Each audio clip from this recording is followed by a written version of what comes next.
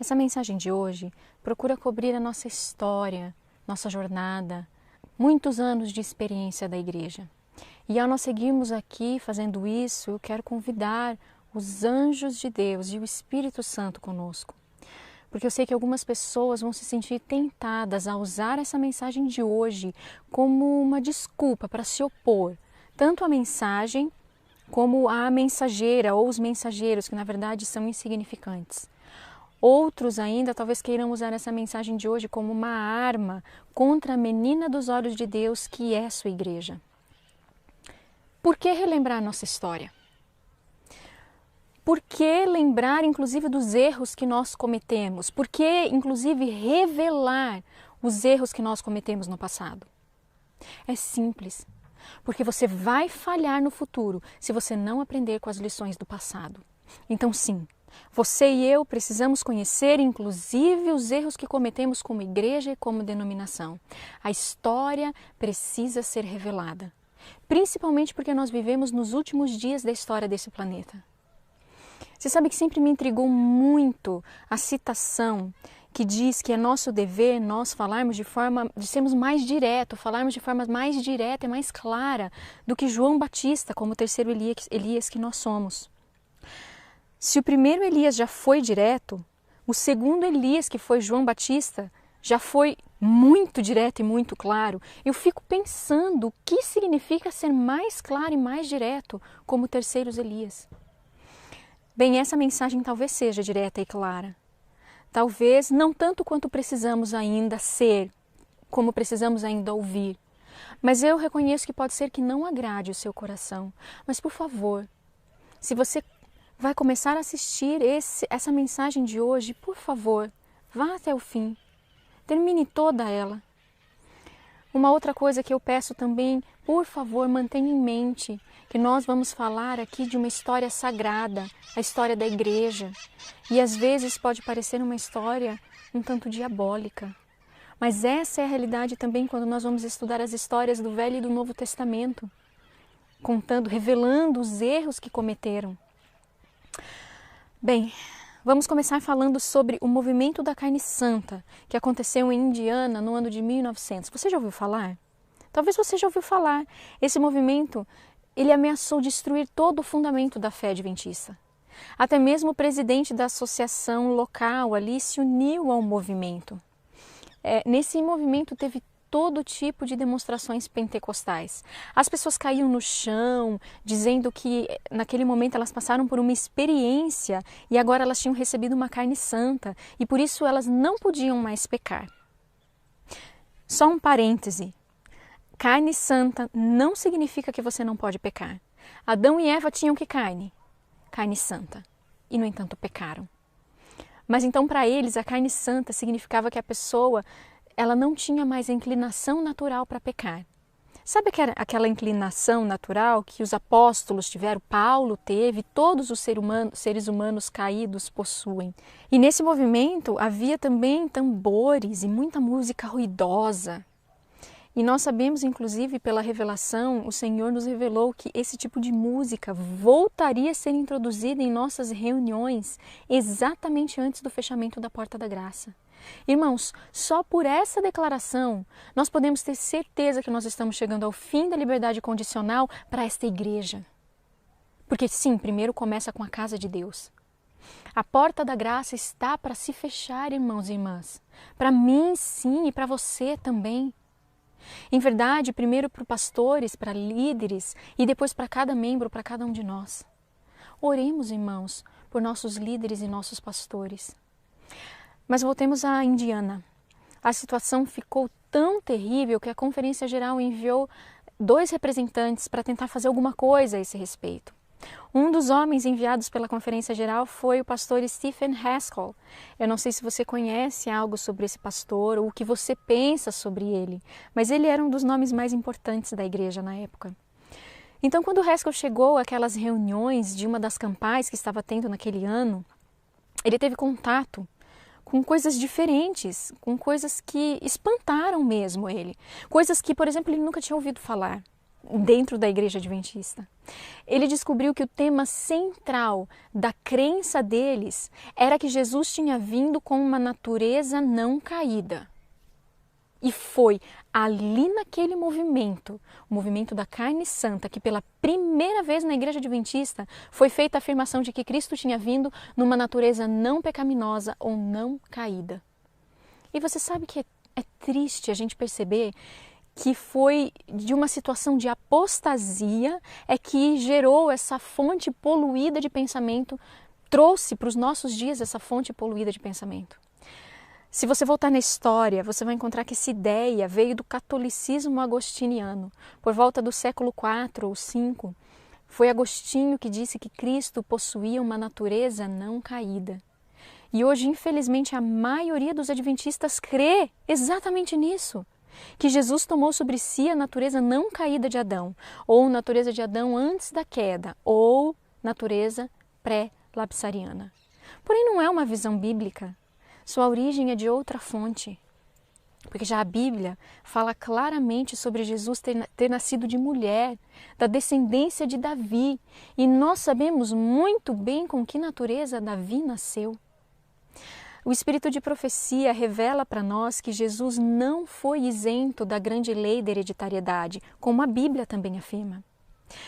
Contém no Espírito de profecia cerca de 40 citações sobre Jesus ter vindo numa natureza caída como a nossa.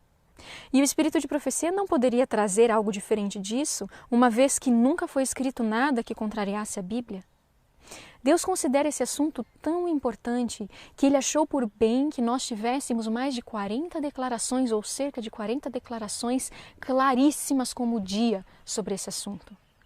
E é intrigante que muitas pessoas hoje chegaram à conclusão de que esse assunto seja irrelevante, não tem importância, não precisamos falar sobre isso. Irmãos e irmãs, estudem a palavra de Deus, que é confirmada ainda mais pelos testemunhos do Espírito de profecia. E firmem-se na verdade, e nunca serão levados por essas falsas doutrinas. E não tentem torcer a Bíblia e o Espírito de profecia como muitos procuram fazer para sua própria ruína e vergonha eterna. Exijam um assim diz o Senhor de tudo que ouvirem e decidirem crer. Mas voltando à história, então quando Haskell ouviu que Jesus tinha tomado sobre si uma carne não caída, soou estranho, porque ele não tinha ouvido isso antes no seio adventista. Então ele escreveu uma carta para a irmã White, e isso que eu vou ler agora é parte do que ele escreveu. E diz assim: quando nós declaramos que acreditávamos que Cristo nasceu em humanidade decaída, espera um pouquinho. Com qual humanidade ele disse que a igreja, ele disse, com qual humanidade ele disse que a igreja acreditava Cristo ter nascido? Humanidade decaída. Então, quando nós afirmamos isso, eles nos representavam como crendo que Cristo pecou. Irmãos, em qual doutrina você acha que eles acreditavam, essas pessoas desse movimento da carne santa, que é uma doutrina que caminha lado a lado com a natureza pré-lapsariana? Sim, pecado original. Continuando. Apesar do fato de nós termos declarado nossa posição com tal clareza que não víamos como alguém haveria de entendê-la mal. Irmãos, é diferente hoje? Quando você diz assim, Jesus tomou sobre si a natureza decaída de Adão, muitas pessoas olham para nós e dizem assim, você está fazendo de Jesus um pecador. E é por isso que a teologia de Agostinho, de Cristo ter vindo com uma natureza santa, acabou levando a uma outra falsa doutrina não bíblica, a Imaculada Conceição, que foi o Papa Pio IX, em 1854, que fez aí essa falsa doutrina. É antibíblico dizer que Maria nunca pecou, porque crer nisso chama a palavra de Deus de mentirosa, porque a Bíblia é clara em dizer que todos pecaram, menos Jesus. Bem, mas vamos continuar lendo a carta que ele escreveu para a irmã White. Então, quando nós declaramos que acreditávamos que Cristo nasceu em humanidade decaída, eles nos representavam como crendo que Cristo pecou, apesar do fato de termos declarado nossa posição com tal clareza que não víamos como alguém haveria de entendê-la mal. Agora raciocine comigo. Isso aconteceu em 1900.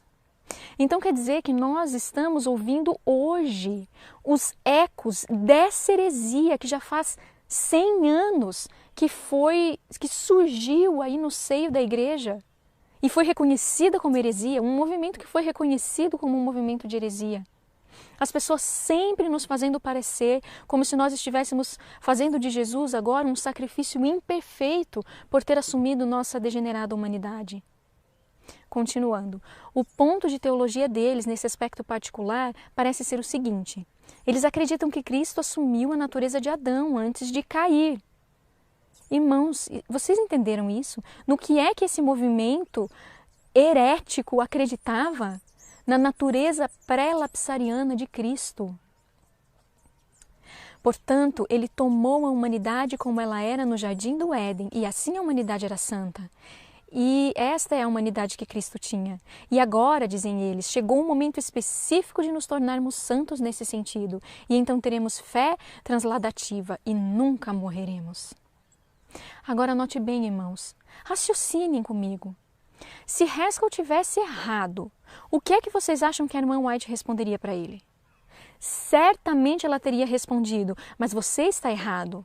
Eles estão certos, o que eles creem está certo. Mas ela nunca disse isso. Os nossos líderes da época se posicionaram contra essa heresia, contra esse erro agostiniano e católico, que veio da teologia evangélica, de uma teologia reformada vinda de Calvino. Nossos líderes se posicionaram e, por terem se posicionado, esse absurdo herético foi deixado de lado. E a geração que nasceu por volta ali dos anos 1930 e chegou até a década de 50, nunca tinha ouvido falar em outra posição, a não ser que Cristo tenha tomado sobre ele a nossa natureza caída ou a nossa natureza pecaminosa. Na verdade, se nós pararmos para pensar, ele nem poderia ter morrido, porque ninguém na história morreu numa carne sem pecado. Adão e Eva se tornaram mortais por terem perdido a sua carne santa. E Cristo teve de perdê-la também, por mim e por você, para nossa salvação. Ele foi feito pecado por nós. Caso contrário, ele não poderia morrer.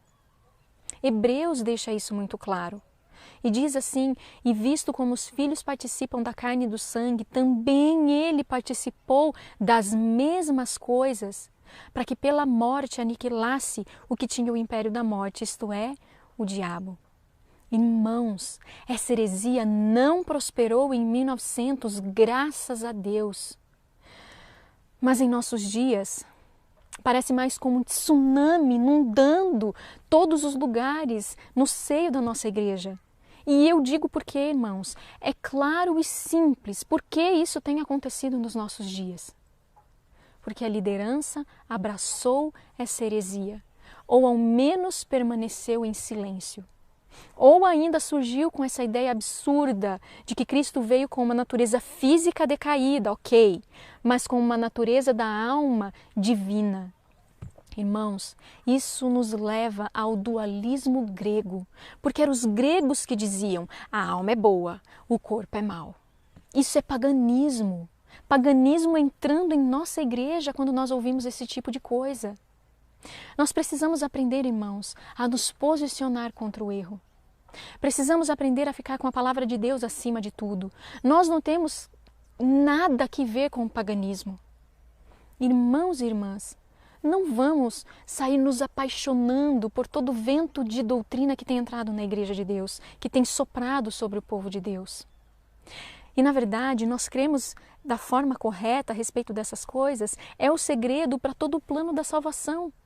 Se você assume uma posição errada sobre a natureza que Cristo tomou sobre si e você diz assim que ele não veio com uma natureza caída como você e como eu, você destrói tudo que é importante no plano da salvação. Jesus só pode então ser o nosso substituto, mas nunca será o nosso exemplo em como viver, em como vencer.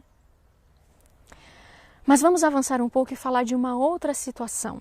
Vamos falar sobre a Conferência Geral de 1903 que ocorreu em Battle Creek e a questão da autoridade da igreja ou da forma autoritária que a igreja estava assumindo, porque a igreja começou a ficar mais autoritária, mais hierárquica.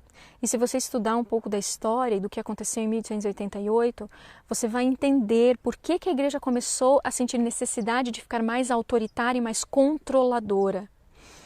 É pelo simples fato da liderança nunca ter aceitado, a liderança da época, e vem se perpetuando até os nossos dias, não ter entendido a mensagem da justificação pela fé e nem aceitado. Então houve-se a necessidade de controlar tudo. O que iam ensinar nas escolas? Vamos formar um comitê, tem que passar por essa mesa diretiva, tudo tem que passar pela associação, tudo tem que passar, os pastores têm que autorizar tudo, tudo tem que ser autorizado, por terem rejeitado a luz de 1888. E isso causou uma grande crise no ano de 1901, porque muitos começaram a se posicionar contra esse sistema controlador e hierárquico que começou a surgir. E chegaram até a dizer que não iam nomear mais um presidente para a Conferência Geral. Eles então iriam nomear somente 25 membros de um comitê executivo da Conferência Geral. E deixaria então que esse comitê escolhesse um líder para presidir as reuniões, simplesmente por questões de ordem. E em cada reunião que eles fizessem, esse comitê teria liberdade de votar e escolher outro presidente para presidir as reuniões. Porém, o primeiro presidente do comitê, o pastor A.G. Daniels, dentro de poucos meses e por sua própria iniciativa, começou a assinar as cartas que ele escrevia como presidente da Conferência Geral. E se você fizer uma busca nos nossos registros históricos, você vai encontrar ali que o pastor Daniels foi presidente da Associação Geral de 1901 a 1922. Na verdade, não. Ele não foi. Ele era o presidente do comitê em 1901. A propósito, Jones e Kellogg estavam nesse comitê também. E houve uma tentativa de colocar Jones como presidente do comitê, mas foi derrotado pelos votos. Já era, irmãos, como dois exércitos ali, como cada um decidindo, duas frentes, cada um decidindo de que lado ou qual exército fariam parte. Uma verdadeira guerra entre o bem e o mal. E como resultado, o pastor Daniels, a partir de 1903, por usurpação de poder, tomou o posto de presidente da Conferência Geral. Quando a irmã White ouviu o que estava acontecendo, ela escreveu um pouco antes da Conferência Geral de 1903 que esse tinha sido ou estava sendo o maior desapontamento da vida dela até aquele momento. Quando eu li isso, irmãos, eu fiquei impressionada. Porque eu li sobre o grande desapontamento, a terrível dor de alma que ela sentiu pela liderança da igreja ter rejeitado a mensagem de 1888. Então eu consigo imaginar quão desapontada ela estava pelo que estava acontecendo agora, esse movimento hierárquico que estava surgindo aí na igreja. Ela estava muito triste com esse sistema de controle. Por aproximadamente 8 votos, a mais ou menos uns 20 votos, ou seja, uma grande diferença de votos, a Conferência Geral desprezou o Conselho do Senhor e votou pela reeleição do pastor Daniels. Na verdade, o pastor Daniels foi eleito presidente da Conferência Geral somente em 1903, embora ele já viesse pensando ser o presidente desde 1901. Por quê que esse foi o maior desapontamento na vida da irmã White até aquele momento? Sabe por quê, irmãos? Porque ela estava olhando para nós hoje. Porque o maior erro que o povo de Deus está cometendo hoje é o mesmo erro que os judeus cometeram. Qual é esse erro? De colocar a sua fé num sinédrio, num sumo sacerdote, que na verdade, na época de Jesus, era um homem mau. E nós sabemos que não será encontrado no reino do céu. A confiança que eles depositaram num homem, em Caifás, era maior que a confiança que eles deveriam ter nas palavras de Jesus, o nosso Salvador. E isso também ocorreu no desenvolvimento do catolicismo, quando a fé foi colocada sobre um bispo de Roma. Então a irmã White viu o tamanho perigo do que estava acontecendo. Ela viu o terrível problema que estava se formando, que estava sendo trazido para dentro da igreja. E eu sei que muitos adventistas hoje, muito embora não admitam isso ou não tenham se dado conta ainda, mas acreditam que uma palavra da Conferência Geral vale mais do que 1000 palavras que vêm de Deus, ou seja, é a própria palavra de Deus. Quantas vezes nós somos confrontados e questionados em nossos dias hoje sobre é isso que a Conferência Geral pensa, essa é a posição oficial. Mas, meus queridos irmãos, o que é que Deus pensa? Onde está um claro assim diz o Senhor? Na verdade, se nós formos seguir esse mesmo padrão, esse mesmo princípio que aconteceu no primeiro século, que nós chamamos de era cristã, os tempos de Jesus, nós cairemos no mesmo engano, no mesmo erro, e nós correremos o risco de seguir um sinédrio e de seguir um Caifás. Você sabe que um pastor uma vez contou que um colega dele, também era pastor, era totalmente contrário ao ministério de sustento próprio. E nós vemos muito disso por aí nos nossos dias, aqui no Brasil pelo menos, é muito forte as pessoas serem contra os ministérios de sustento próprio. E um dia, esse colega que era contra os ministérios de sustento próprio fez um sermão e ele leu as bem-aventuranças. No dia seguinte ele se encontrou com o colega pastor e falou para ele, olha, eu fiquei chocado por você ter lido as bem-aventuranças no seu sermão ontem. E o colega dele ficou perplexo. Como assim? O que você quer dizer? Estou chocado porque eu li as bem-aventuranças no sermão. E ele disse, pastor, você não se deu conta? O homem que fez o sermão das bem-aventuranças era um obreiro de sustento próprio. Ele não tinha credenciais do sinédrio. E ele continuou, e tem mais, o sinédrio desencorajava as pessoas para ir ouvi-lo. Esse sermão, por exemplo, nem aconteceu numa sinagoga. Foi um encontro independente, foi lá numa pequena colina. E então ele disse, pastor, se você tivesse vivido no primeiro século, você nunca teria participado daquele encontro. Você nunca teria ouvido dos lábios de Jesus o sermão que você leu ontem, o Sermão da Montanha. Querido irmão, reexamine o seu coração, ele continuou dizendo. Você está contra um trabalho que foi assumido por nosso Salvador. E você é tão contra que se você vivesse nos tempos de Cristo, você teria apoiado o sinédrio em todos os aspectos contra a obra de Cristo. Hoje nós chamamos isso de alguém que é denominacional. Eu não entendia bem isso antes. Já me perguntaram algumas vezes, você é denominacional? Mas hoje eu entendo melhor. E não me entendam mal, Deus é sim um Deus de ordem. Ele é sim um Deus de organização.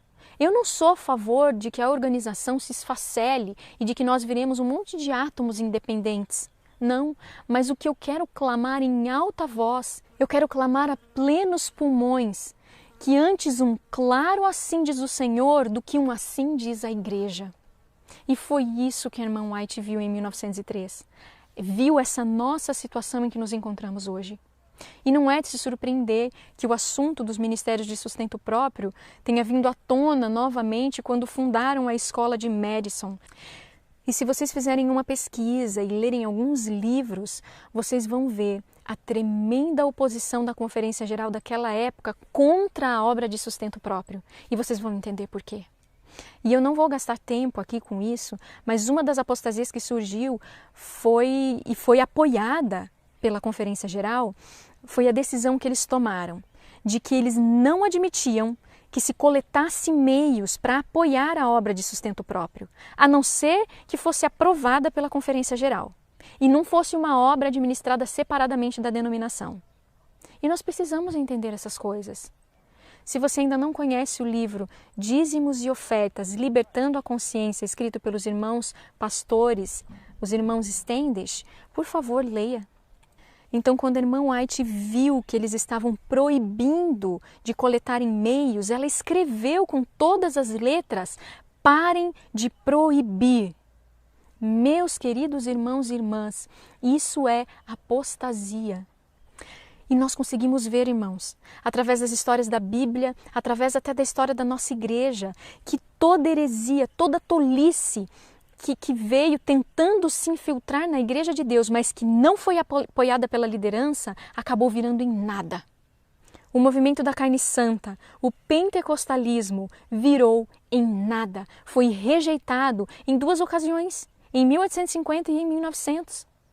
Mas eu lamento muito em perceber, em notar que a partir dos anos de 1980 foi aceito até os níveis mais altos. Músicas, emocionalismo e coisas assim. Irmãos e irmãs, agora nós vamos entrar num assunto muito sério. E quando eu li sobre isso, simplesmente dilacerou o meu coração. Saber o que aconteceu na Primeira Guerra Mundial na Europa. E à medida que nós vamos falando sobre essas coisas juntos, nós precisamos nos lembrar que é isso que vai acontecer quando a lei dominical se tornar universal. As nações que estavam apoiando a Áustria, a Alemanha, a Hungria, elas adotaram uma política de que todos deveriam obedecer ao governo durante os 7 dias da semana. E isso, para os adventistas, inclui a transgressão do sábado. E inclusive a transgressão do 6º mandamento, que é não matarás. E o que aconteceu? O que aconteceu e como nossos líderes lidaram com isso é uma grande lição para nós. Porque os nossos líderes se submeteram da cabeça aos pés, por assim dizer, porque foi desde a Conferência Geral até os membros leigos durante a Primeira Guerra Mundial. E isso é uma pequena amostra do que vai acontecer. E como a liderança tratou as pessoas que quiseram apegar-se à fé firmemente e permanecer firmes pela verdade, também é uma amostra de o que nós podemos esperar, como serão tratados os fiéis quando a lei dominical universal for obedecida em todo o mundo. Quando os eventos começaram a acontecer na Europa, nós precisamos lembrar que os Estados Unidos eles não estavam ainda na guerra. Então os americanos nem estavam se importando muito com esse assunto. E até então parecia muito óbvio toda a posição da Igreja Adventista do 7º dia sobre muitas coisas, até chegar a guerra. O que fazer sobre a guarda do sábado em período de guerra? E mais, o que fazer sobre a questão de não matarás? A questão de usar armas e possivelmente em algum momento ter que atirar e matar pessoas? Os países da Europa já estavam lidando com essas questões. E muitos países ao redor do mundo foram afetados. E agora? Como os adventistas reagiriam a essas exigências e obrigatoriedades por parte dos governos? Um clássico exemplo foi um pastor na Alemanha. Num sábado, ele foi pregar sobre a questão da guerra. E ele falou claramente que o dever dos adventistas, do povo de Deus, era ficar fora do serviço militar, não ir para a guerra, que nós não podemos servir a Deus e aos comandantes militares ao mesmo tempo. E isso está nos Testemunhos para a Igreja, volume 1, página 361. E ele dizia, devemos ficar milhares de quilômetros longe do serviço militar. E em comparar esse conselho e pensar que nós temos, quem sabe, milhares de jovens adventistas servindo no exército, é muito triste.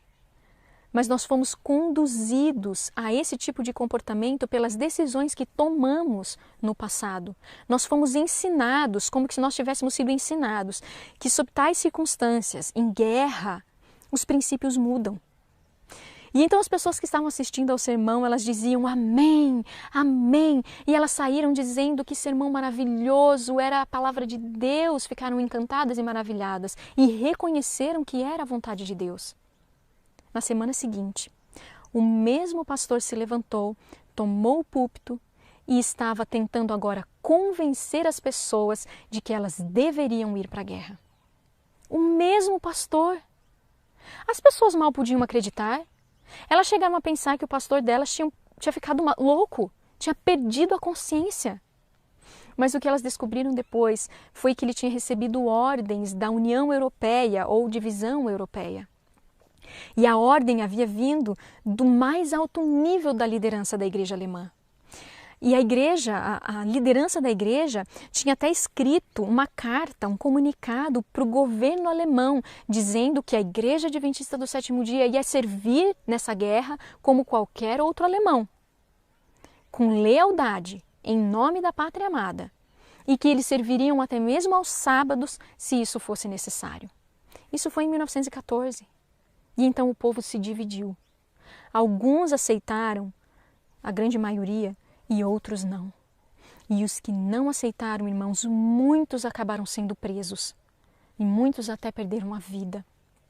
Mas por toda a Europa havia um pequeno grupo que se recusou a quebrar o quarto e o sexto mandamento. Um pequeno grupo de adventistas do sétimo dia. Pessoas fiéis, dedicadas. E os irmãos da divisão, num primeiro momento, disseram assim: bem, vocês têm o direito de escolher. Vocês têm a opção de decidir, mas esta é a posição oficial da igreja.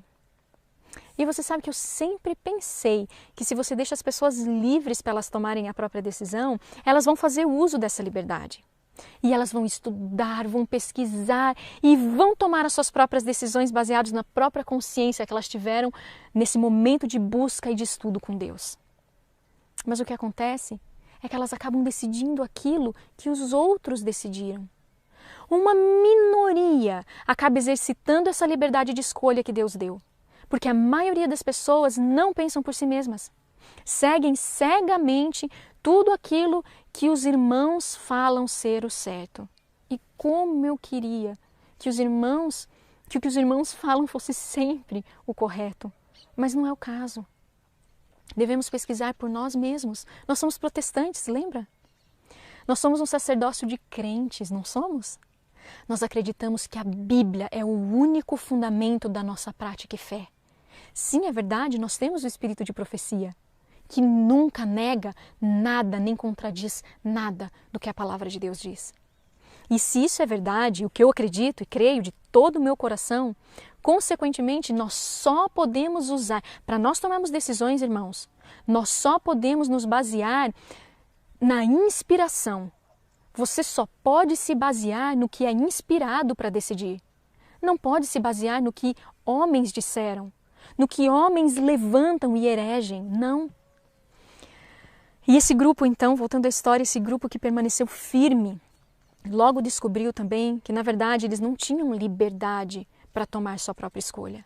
Sabe por quê? Porque o governo veio para cima deles? Não, porque os líderes escreveram para o governo, dizendo que esse pequeno grupo estava desonrando a Igreja Adventista. Muitos deles terminaram então sendo presos. Muitos perderam a vida na prisão. E, irmãos, a gente não está aqui falando de ir para uma prisão comum. A gente está falando de prisão militar. Prisão militar é absolutamente cruel. E então eles eram forçados a trabalhar no sábado, o que eles tinham se negado a fazer. Eles passaram por todas essas provações, torturas, isolados em celas escuras, passaram por coisas terríveis, muitos morreram. Outros foram condenados à morte, fuzilados por rebeldia. Teve a história de um jovenzinho na Polônia. Ele ficou firme pela verdade e com apenas 17 anos foi preso. Mas a lei deles não permitia que uma pessoa que não tinha 18 anos fosse fuzilada. E então eles esperaram que ele completasse 18 anos e no dia do aniversário dele, eles o fuzilaram. Esses foram adventistas fiéis. Um outro jovem, um jovem de 19 anos, ele foi preso por ter se recusado a ir para o exército. E ele contou que da igreja dele, 4 jovens permaneceram fiéis. E os 4 foram presos. E ele carrega marcas horríveis na coxa, na lateral do corpo. 3 desses jovens sobreviveram, mas um, tragicamente, não sobreviveu. Um pastor que morreu há pouco tempo viu as marcas no corpo desse rapaz, que já estava agora com 70 anos. E ele conta que não eram simples cicatrizes, irmãos. Eram as cicatrizes mais horrorosas que ele já tinha visto. Tudo por causa da fé que não ousaram negar. E ainda assim, irmãos, foram considerados fanáticos e desleais à igreja por sua liderança. E outro ponto triste dessa história. Muitos, aproximadamente 2.000 pessoas, 2.000 membros foram excluídos da igreja em várias partes da Europa por causa disso. Um outro caso foi na Escandinávia, antes da Primeira Guerra Mundial. Um jovem dinamarquês de uns 19 anos passou por torturas terríveis na Dinamarca, porque ele tinha se recusado a ir para o exército, por ter entendido que não tem como servir a 2 senhores. E esses homens morreram por sua fé, ou pelo menos estavam dispostos a morrer por sua fé. E eu acredito que essas pessoas são parte daquele grupo que vão usar as bordas vermelhas na sua vestimenta, como os mártires, porque eles morreram por sua fé.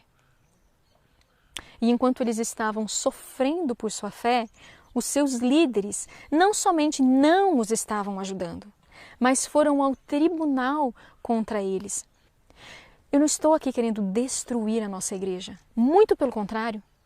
Eu não quero que você, que os nossos pastores, que os nossos líderes, que todos nós, eu não quero que nós soframos a destruição junto com o povo comum que rejeitou a verdade. Antes, eu quero que todos nós consigamos entender por que é que nós estamos nessa situação. Por que é que nós estamos em apostasia? E ninguém aqui fique chocado por eu dizer que a igreja está em apostasia. Nós conhecemos muito bem o que o próprio Jesus disse de nós.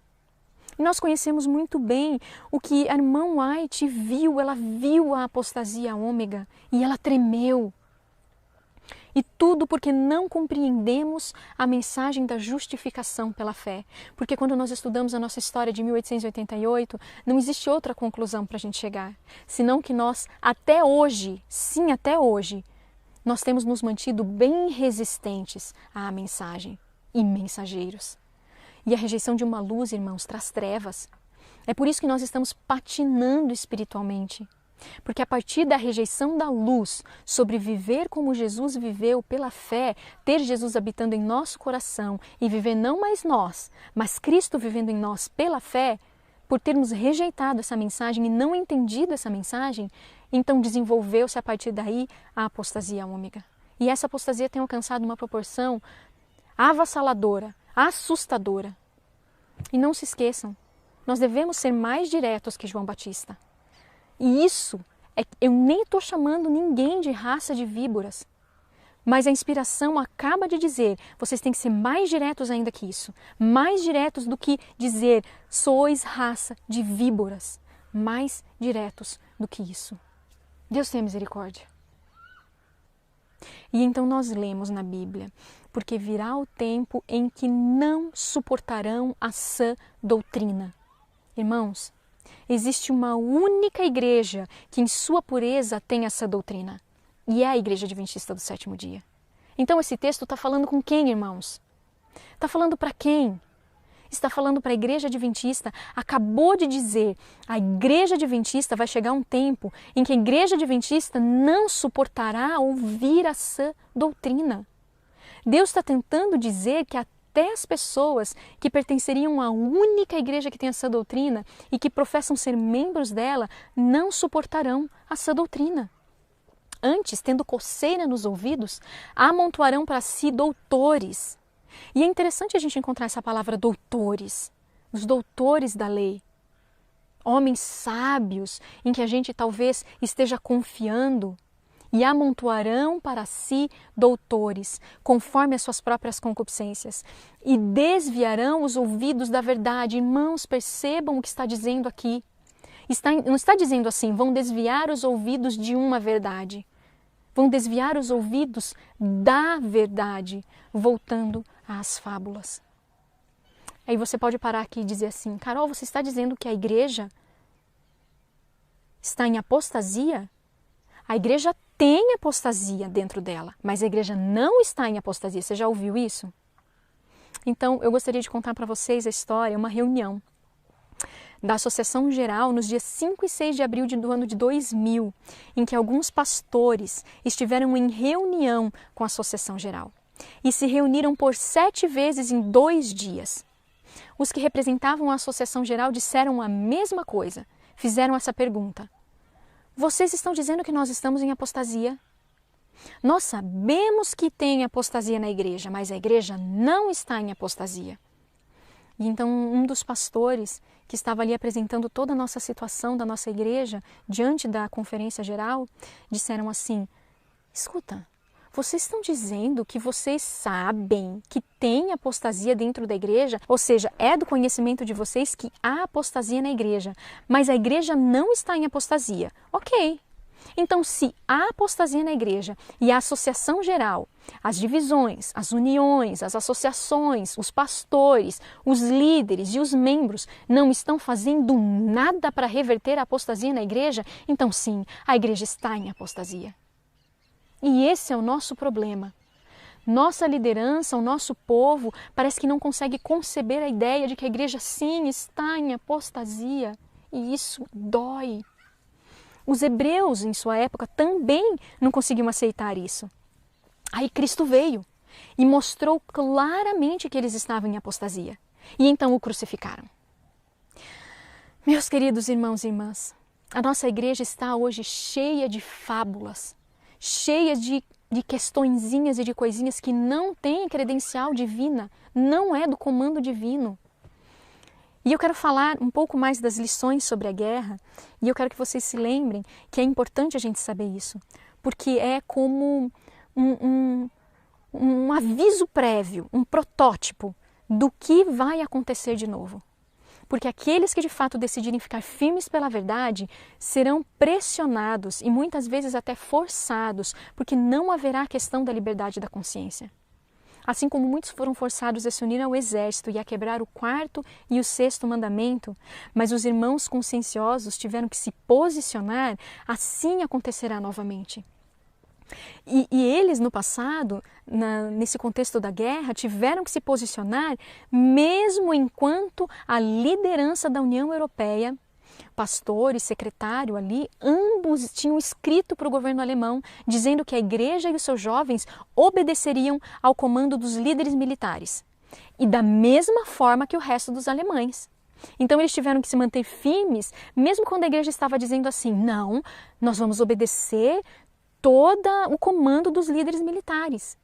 Isso vai acontecer de novo, irmãos. Sabe do que a gente chama isso, irmãos? A tirania da tolerância. Nós devemos ser tolerantes? Sim. Mas cuidado com aqueles que toleram o erro. Tem um texto inspirado que diz que as pessoas que pecam por serem tolerantes com o mal, logo pecarão até mais seriamente por agora perseguirem aqueles que não cedem àquele pecado. E isso é exatamente o que a história nos mostra e que se repetirá, a menos que nos arrependamos. Como igreja, como líderes, cada um de nós. Então, a Associação Geral, que era liderada pelo pastor Daniels, foi totalmente culpada nesse sentido.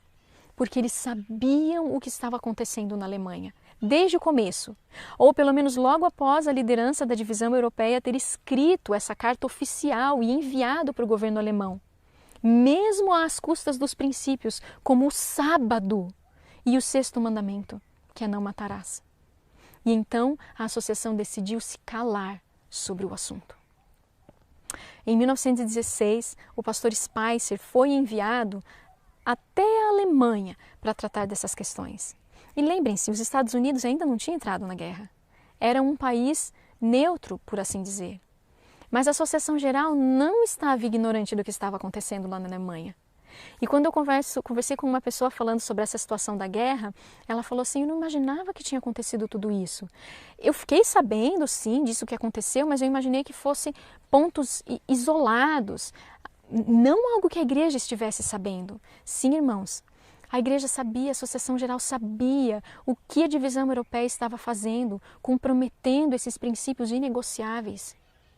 E mais, irmãos, em 1920, o presidente, o pastor Daniels, foi para a Alemanha.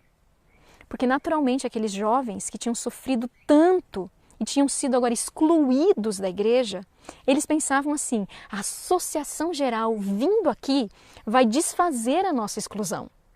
Vai desfazer o que a nossa divisão aqui tem feito conosco.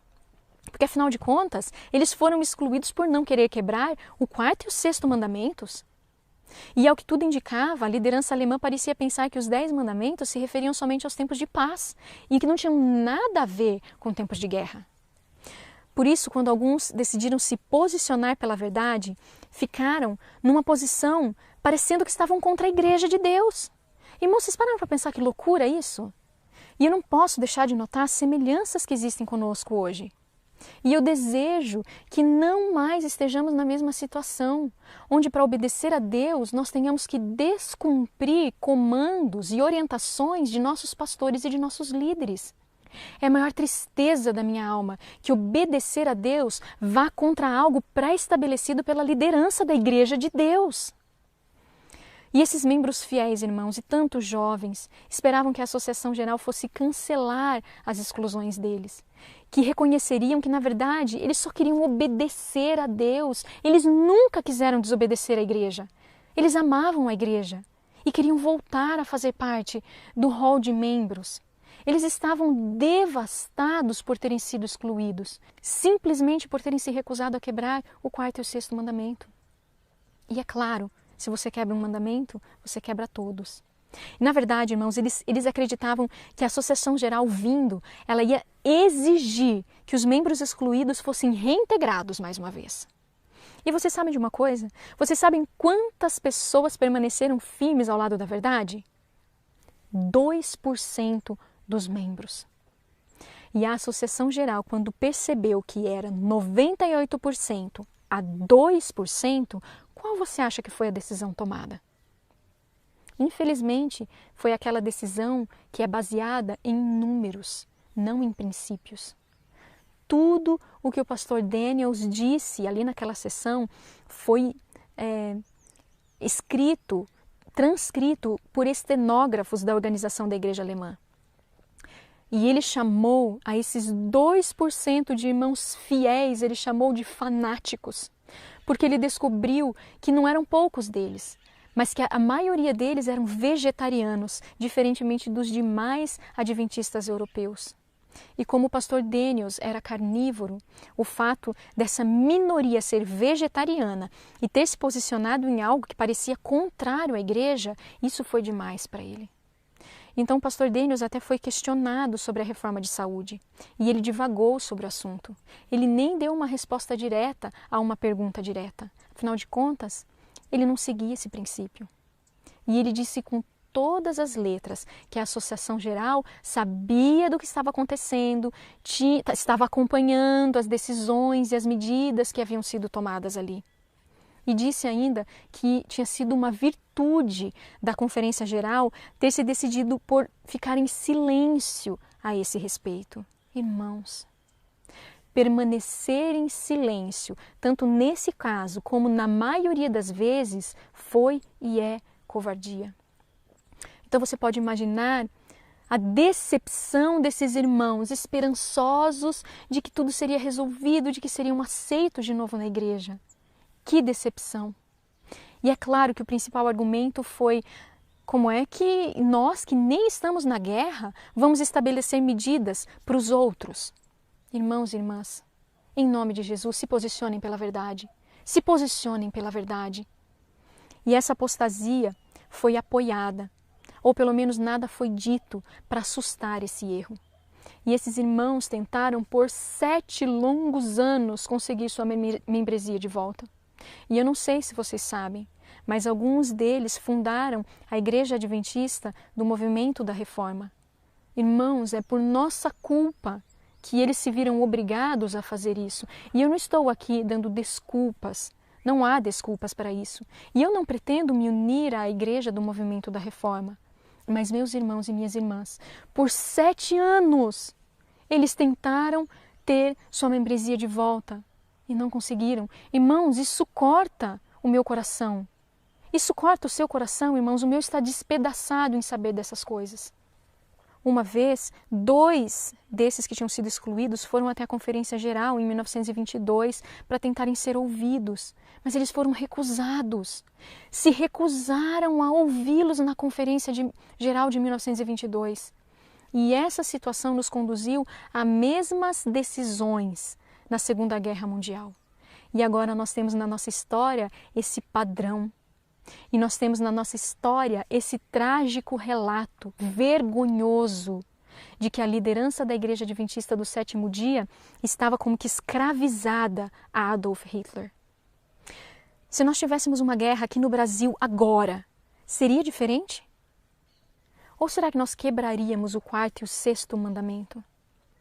Queridos irmãos e irmãs, lembrem-se, quando nós estivermos passando pelo desafio das leis dominicais, será que nós seremos apoiados por nossa organização? Será que nós seremos excluídos por ela? Será que a Bíblia nos fala alguma coisa sobre sermos traídos por nossos irmãos? Sim, Jesus nos avisou, nós seremos traídos por nossos irmãos. Nós precisamos estar orando agora, porque se nós não estivermos firmes agora, nos posicionando pela verdade agora, irmãos, nós nunca o faremos.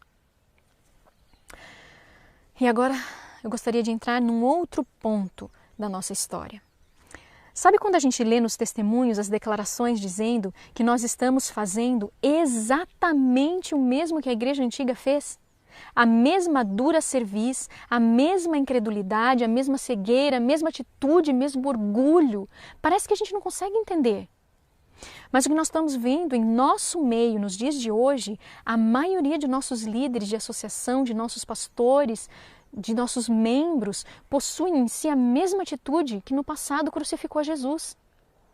Vamos falar da Conferência Bíblica de 1919, que foi uma desgraça. Em 1919 foi feita uma conferência bíblica para professores de Bíblia, ou como muitos gostam de chamar hoje em dia, os teólogos. Mas então foi feita essa conferência bíblica para professores de Bíblia, para professores de História, editores das nossas maiores revistas e para alguns de nossos líderes da Associação Geral e outras organizações maiores. Mas vamos abrir um parêntese aqui. Por que eu disse professores de Bíblia e não teólogos? Estudando sobre esse assunto eu entendi melhor. Existe uma diferença. Um professor de Bíblia é aquele que ensina as Escrituras. Simples assim. Abre a Bíblia e ajuda a pessoa a compreender melhor a Bíblia. E é tudo o que nós precisamos para levar pessoas para Deus. Já os teólogos se colocam como fontes a serem consultados. Entendeu a diferença? Nunca foi a intenção de Deus em que os teólogos nesse sentido existissem, porque é mais ou menos assim. O que a Bíblia quer dizer? A pessoa abre a Bíblia. O que a Bíblia quer dizer nesse ponto aqui, nesse verso? O que será que ela quer dizer? Simples, vamos ver o que o teólogo X diz sobre o assunto. Ou seja, a teologia é frequentemente ideias de homens sobre o que a Bíblia diz. Ou, em outras palavras, fontes secundárias. Irmão, irmã, vá direto à fonte primária. Não falem o que os nossos pastores dizem, ou ele crê assim, o teólogo tal crê assim, mas é maravilhoso, ele estudou tanto, PhD, e ele estudou tanto sobre esse assunto, a gente não tem tempo de estudar, mas eles estudam tanto, isso é maravilhoso. Não. Você deve ir para a palavra de Deus. E nós precisamos de professores de Bíblia, não de teólogos nas nossas escolas, nas nossas faculdades, nas nossas universidades, nem nas nossas igrejas. Mas voltando à Conferência Bíblica de 1919. O propósito dessa conferência era ter certeza de que nós estávamos falando a mesma língua em questões doutrinárias importantes. Contudo, muito do diálogo das reuniões acabou sendo sobre o dom profético de Ellen White, sobre a autenticidade do espírito de profecia e que posição o espírito de profecia ocupava na igreja. E todos esses registros dessa conferência bíblica acabaram sumindo, desapareceram. Mas nos anos de 1950, os registros foram recuperados e tudo o que foi dito naquela reunião pôde ser lido. Então, alguns educadores, alguns pastores, alguns líderes tiveram acesso àquele manuscrito. Foi escrito então em forma de um manuscrito, aquelas reuniões. Um dos líderes, presidente de uma das nossas universidades, recebeu esse manuscrito e leu. E ele contou em diferentes ocasiões os relatos do que aconteceu. E esse é o relato dele. Ele diz assim: eu nunca tinha ouvido tanta conversa sem nexo até quando eu li esse material. E isso, irmãos, incluía o presidente da associação, o pastor Daniels. de tão terrível que estava o teor dos questionamentos e comentários sobre o espírito de profecia, o presidente teve que dizer por 2 vezes, ele teve que se levantar e dizer: eu espero que ninguém aqui esteja dizendo que eu não tenho confiança no espírito de profecia. E então as pessoas diziam: não, não. E no entanto, hoje em dia, a gente se pergunta, por que nos nossos seminários e faculdades de teologia está do jeito que está hoje? Por que eles saem, os novos formandos saem com uma visão cética, questionando tudo, como se não houvesse uma verdade absoluta? A Conferência Bíblica de 1919 lançou as bases para esse tipo de comportamento. Abriu as portas para uma nova forma de ler o espírito de profecia. Olha, você tem que interpretar. Se você lê assim, entenda-se assim. E eles foram fundo na incredulidade e ceticismo, lançando dúvidas sobre o espírito de profecia. E eles diziam assim: olha, isso aqui, a irmã White estava certa. Agora, isso aqui, ela já estava errada. Que tristeza. Em 1980, o pastor Pearson, que é um ex-presidente da associação, ficou sabendo do conteúdo da Conferência Bíblica de 1919. Ele não podia acreditar. Ele leu a transcrição toda e ele ficou chocado. Ele era um homem de Deus.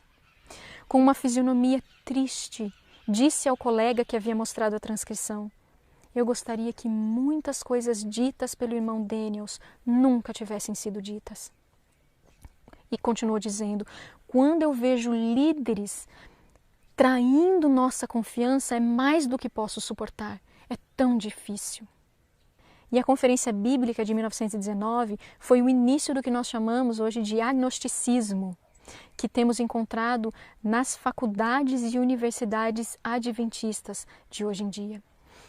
E nos colégios também, e às vezes até nas escolas fundamentais. Quando eles perceberam que os líderes não se posicionavam de maneira decidida, então se sentiram à vontade para ir até as nossas instituições e ensinar tudo que é coisa que era de Satanás e não de Deus. E isso é trágico. É trágico que nós tenhamos em nossa história páginas tão terríveis assim. E as pessoas costumam dizer: é errado falar. A obra é de Deus. Ele está no controle de tudo. Ele vai colocar cada coisa em seu lugar. Glórias a Deus, porque isso é verdade.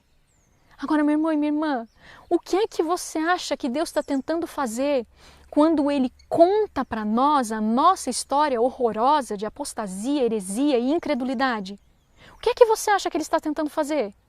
Ele está justamente apelando à nossa consciência, à nossa razão, numa tentativa desesperada de que mudemos de rumo agora mesmo. Você consegue perceber isso?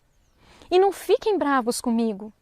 É melhor ouvir de mim e da minha boca do que da boca do próprio Deus, porque eu tenho certeza que seríamos consumidos.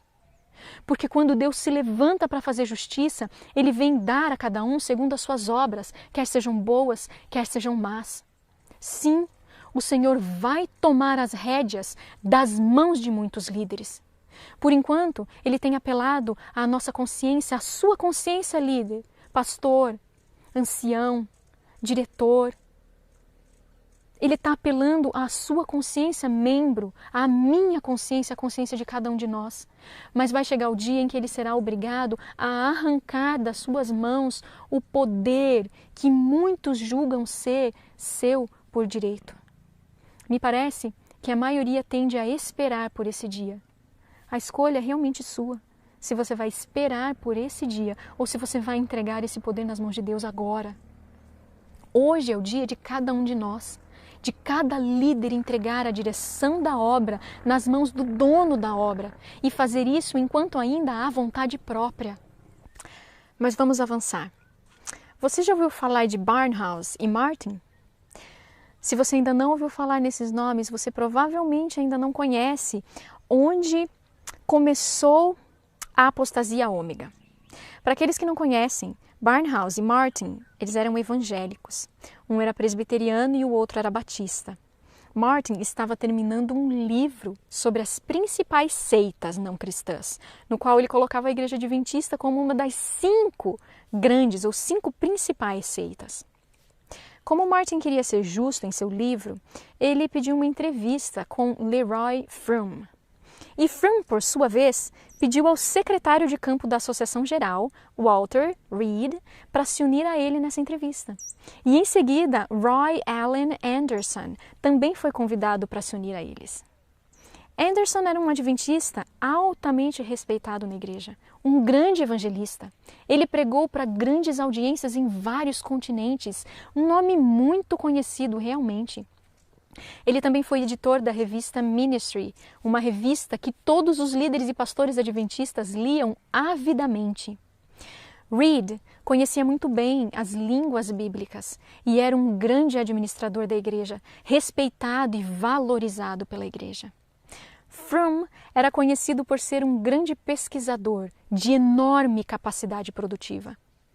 Nenhum dos três, no entanto, tinha conhecimento sobre teologia sistemática, que, simplificando, analisa as pesquisas teológicas e mostra as possíveis contradições e incoerências.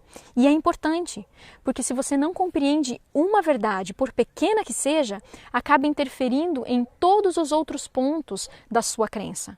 Exemplo, se as colunas não forem todas puras ou todas montadas corretamente, o prédio todo das crenças ficará tendencioso.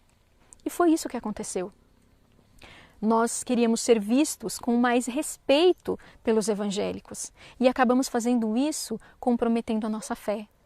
Leia o livro Uma Bifurcação na Estrada, do pastor Herbert Douglas, que foi testemunha ocular de tudo o que aconteceu. Você precisa ir a fontes primárias, lembra? Vá às fontes de testemunhas oculares. Ele era amigo íntimo de Anderson. E ele é uma fonte primária para você entender o que aconteceu. Não aceite fontes secundárias. Então, a partir dessas conversas, dessas entrevistas, que nada mais eram tentativas de unir como que duas placas tectônicas que não se unem, houve-se a necessidade de publicar um livro que fizesse parecer aos evangélicos que, na verdade, nós não somos tão diferentes assim. A Igreja Adventista dos Evangélicos. Não! Nós temos muito mais coisas em comum do que diferenças. E entrou em cena o livro Adventista, Questões sobre Doutrina. E esse livro se tornou o livro mais divisor do mundo adventista dos últimos 50 anos. Confusão denominacional tem sido o preço que nós estamos pagando, por causa desse terrível desvio teológico que esses homens tomaram. E os que não veem dessa forma, não conseguem entender dessa forma, é porque ainda estão em coma histórico-teológico. Aliás, Desmond Ford, que é um nome bem conhecido na nossa história, que trouxe a nova teologia para dentro da igreja, foi um produto desse desvio teológico que surgiu dessa tentativa de agradar os evangélicos. E ele, por ser um homem inteligente, consistente, coerente, fez uma análise sistemática, o que aqueles três líderes não conseguiram fazer.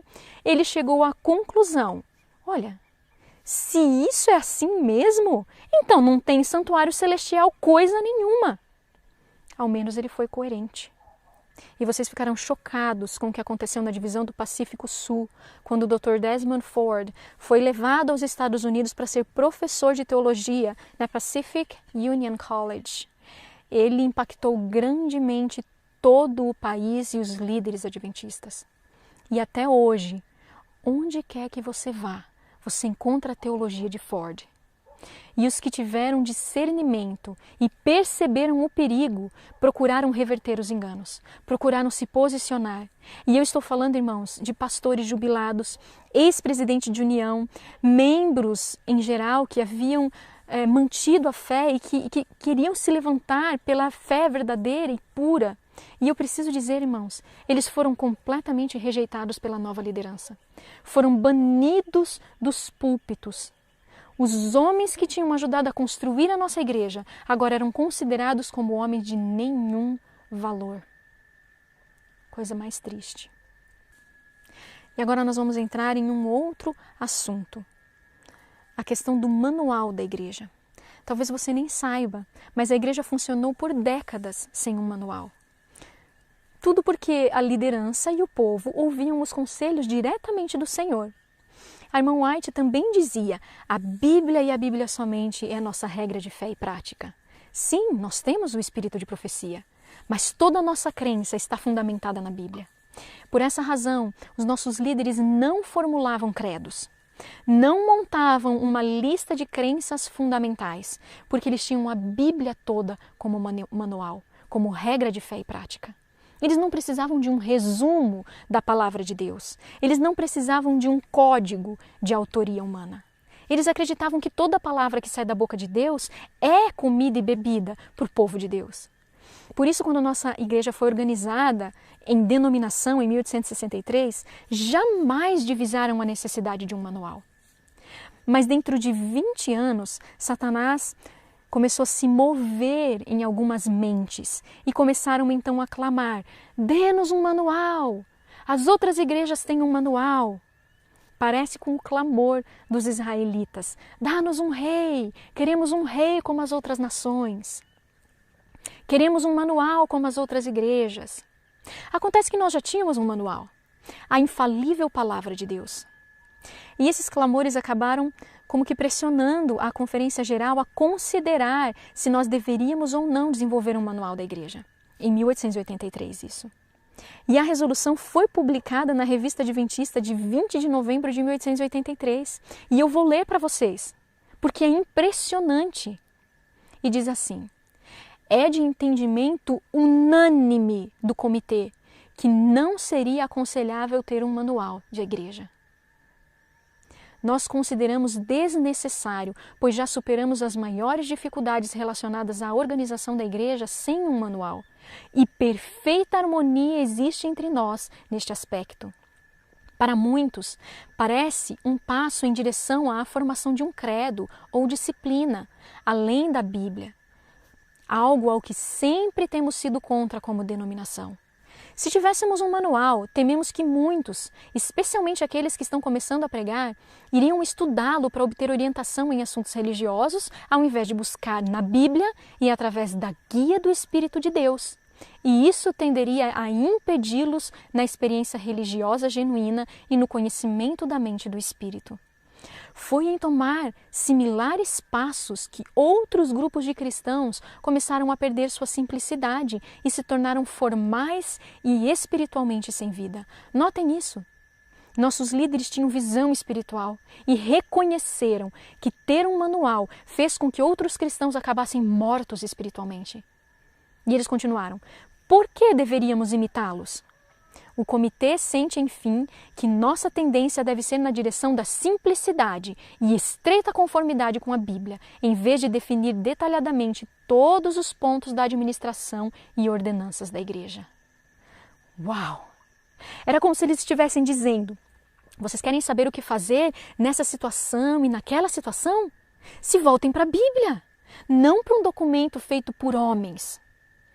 Como eu gostaria que pudéssemos dizer que há perfeita harmonia entre nós sobre esse assunto hoje, unanimidade. Como eram sábios os nossos líderes. Nós temos um manual, infalível inclusive, a Bíblia.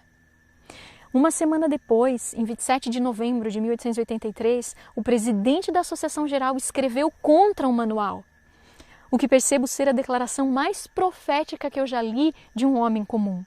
Prestem atenção e digam se não está acontecendo tudo o que ele disse. E diz assim: quando irmãos que estavam a favor de um manual e chegaram até a argumentar que tal obra não seria nada como um credo ou uma disciplina, ou que não teria qualquer autoridade para resolver pontos de disputa, mas só seria considerado como um livro contendo dicas para auxiliar aqueles com pouca experiência, ainda assim, precisa ficar evidente que tal livro, emitido com as bênçãos da Conferência Geral, estaria imediatamente carregado de muito peso de autoridade e seria consultado pela maioria de nossos jovens ministros. Sei que é uma frase longa, é longa e poderosa. Ele está virtualmente dizendo: eu sei que muitos dizem, precisamos de um manual só para funcionar como uma dica, para nos apontar para um norte, mas na verdade, por ser impressa sob a direção da Conferência Geral, imediatamente ela vai ser vista como investida de autoridade. E ele continua dizendo: Isso iria gradualmente moldar e formatar todo o corpo. E aqueles que não seguissem o manual seriam considerados como fora de harmonia com os princípios estabelecidos da ordem da igreja. Será que é assim que está acontecendo hoje? E ele continua, e francamente, não é esse o objetivo de um manual? Que utilidade teria um se não conseguir tal resultado? Mas isso seria, em um todo, benefício? Nossos ministros se tornariam mais profundos, mais originais, mais autossuficientes? Eles se tornariam mais confiáveis em grandes emergências? Sua experiência espiritual provavelmente seria mais profunda? E seu julgamento seria mais confiável? Nós pensamos a tendência ser totalmente oposta. Temos mantido a simplicidade e prosperamos por assim fazer. É melhor que esse assunto fique esquecido. Por essas e outras razões, o manual da igreja foi rejeitado. É provável que esse assunto jamais seja trazido à tona novamente. Mas, infelizmente, 49 anos depois, em 1932, o primeiro manual da igreja foi produzido. E isso tem mantido pastores, líderes, membros leigos, todos presos a noções de homens, ao invés de estarem livres para receber direção diretamente de Deus. Notem, irmãos, raciocinemos juntos nessa questão. Se todos nós tivéssemos conosco agora o primeiro manual produzido, de 1932, e o último manual de nossa igreja, que eu acredito que seja o de 2015, com certeza nós olharíamos e diríamos assim, mudou tanto que não é a mesma coisa, não é o mesmo documento. Mas o nosso manual não muda jamais. E é a infalível palavra de Deus. Na verdade, nunca mudou, desde que nós começamos a ler. E não importa quantos anos você tenha, você pode ter 100 anos, não houve mudança alguma. Agora imagine essa outra situação. Alguém se batizou lá nos anos 60 e aceitou toda a fé. Mas o manual também precisa ser considerado e obedecido. Então seria como se ela tivesse assinado um cheque em branco, porque o manual já mudou tantas vezes desde que ela se batizou, que seria como se cada vez que acontecesse uma mudança, era como se ela já tivesse se inclinado e concordado e aceitado tudo. Assim que ela foi batizada. Então outra mudança, ela já concordou. Outra mudança, ela já concordou. Não faz sentido algum, é errado. É como se nós tivéssemos que concordar com todo e qualquer documento feito pela igreja e obedecer toda e qualquer mudança feita pelo simples fato de termos nos batizado. Raciocine comigo. Que situação nós estamos?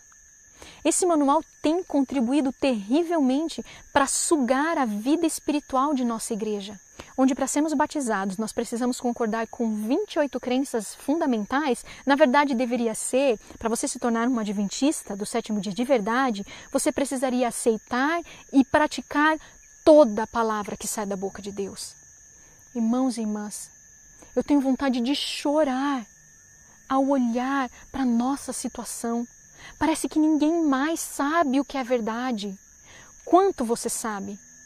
Quanto disso que você ouviu hoje você está preparado para compartilhar com outros membros da Igreja de Deus, que está sob tantos ataques e tantos enganos?